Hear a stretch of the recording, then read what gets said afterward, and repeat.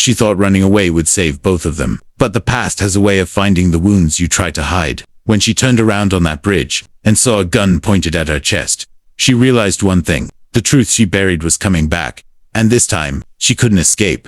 The wind howled across the wide steel bridge, like an old forgotten memory, returning from the past. The sky hung low and gray, as if the evening was unsure whether it wanted to rain or not. The river below moved in slow, heavy waves, dark, restless, and deep enough to swallow secrets forever. The young woman in the black dress stood beside her bicycle, her hair lifting gently with each gust of wind. She looked like someone who had been traveling for days, someone who hadn't slept properly in weeks. Her shoulders were tense, her fingers trembling as they brushed against the cold metal railing. She closed her eyes and breathed deeply, trying to calm the storm inside her. Running, hiding, escaping, that's all she had been doing. For months, she had lived inside a maze of fear, guilt, and memories she wanted desperately to forget. She thought leaving her city, leaving everything familiar, would give her the space to heal. But the world has a strange way of following you when you least expect it. A row of cars crawled slowly behind her. The fading sunlight reflected on their windshields like broken shards of glass. Drivers were too consumed in their own routines to notice anything unusual until a single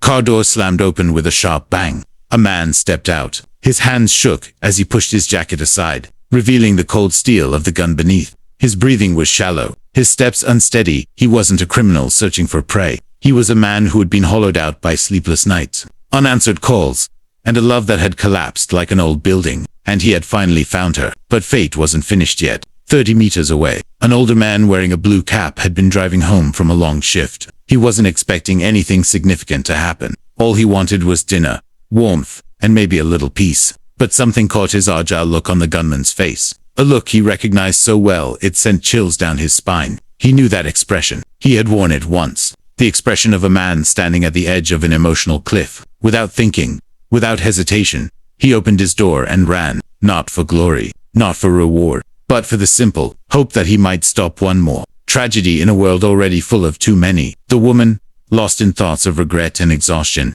didn't hear the footsteps behind her. Her mind was wandering through memories, her childhood, the promises she'd once believed in, the nights she cried alone in dark rooms, the morning she finally left without a trace. She clutched the railing as the ache inside her chest tightened. Then she felt it, a weight behind her, a presence, the kind of energy that makes your heart freeze before your brain catches up. She turned, her soul nearly left her body. The man she had escaped, the man she once trusted more than anyone else in the world, stood a few feet away, his eyes broken, his hands trembling violently, and a gun pointed directly at her. Her breath vanished, her legs weakened, the world seemed to tilt. He swallowed hard as tears brimmed in his eyes. "Why did you leave me?" he choked out. "Why didn't you even say goodbye?" She couldn't speak for a moment. The wind carried the smell of rain, and she felt her chest tighten painfully. "I was falling apart," she whispered. "I didn't want you to see what I had become." He shook his head slowly. "I looked for you everywhere, every day. Do you know what it is like to wake up every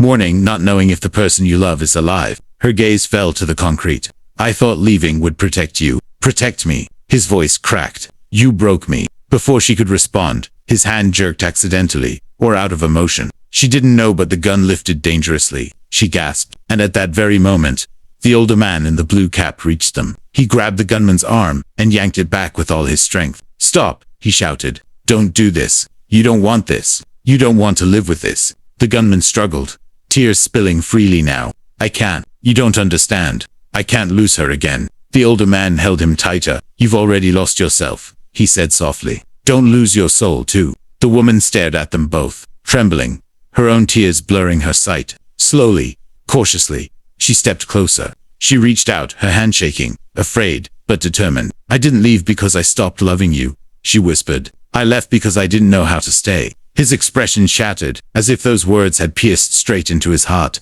The gun slipped from his fingers, clattering onto the concrete. He collapsed to his knees, sobbing harder than he ever had in his life. The woman knelt beside him, placing a hand on his shaking shoulder.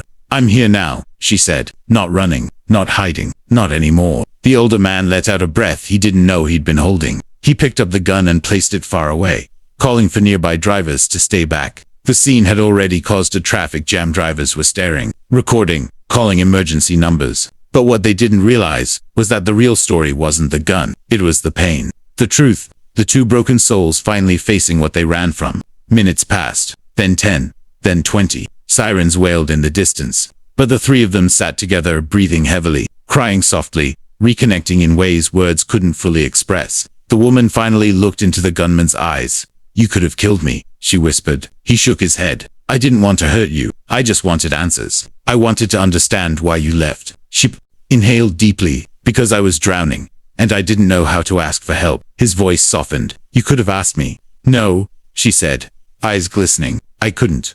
Because I thought you'd see the darkness inside me and walk away." He cupped her face gently, tears sliding down his cheeks. "I would have held you through it. I would have stayed." The older man watched silently, feeling something warm stir inside him, hope, maybe, or relief. He knew he had saved a life, but not just theirs, maybe his own too. The police arrived, but by then, the crisis had dissolved into healing. They questioned, they listened, but they did not arrest. They saw the truth, the tragedy that almost happened, and the miracle that did. Hours later, the bridge finally cleared. The woman stood with her bicycle, the gunman beside her, the older man near his car. She looked at both of them with gratitude heavy in her eyes. "Thank you," she whispered. "To both of you." The gunman wiped his eyes. "I just wanted you back." She gently took his hand. "Then let's go back." But this time, together. As they walked away, the older man sat in his car for a long moment, staring at the bridge, thinking of all the lives it had carried, and almost taken. That night,